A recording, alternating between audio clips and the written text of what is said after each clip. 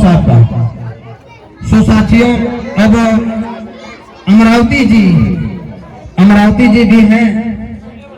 यह भी बाबा साहब के बारे में, बाबा साहब कौन थे, उनका समाज के लिए क्या उत्थान था, उनका दुनिया को उन्होंने क्या मैसेज दिया, मैं चाहूंगा कि आप अपने मुखारबिंद से प्रस्तुत करें।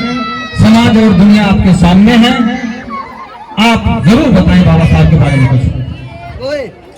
यहाँ पर रहने वाले मंच पर सभी उपस्थित और सभी महिलाएं, सभी मातृशक्ति, सभी भाई, सभी नौजवान और बुजुर्ग भाइयों, बाबा साहब 1991 में बाबा साहब का जन्म हुआ महू ग्राम में, जो महाराष्ट्र में पड़ता है।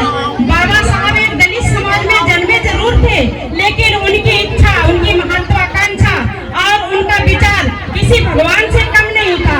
बाबा साहब 32 डिग्री लिए और अपने समाज के उत्थान के लिए वो जगह जगह प्रताड़ित हुए।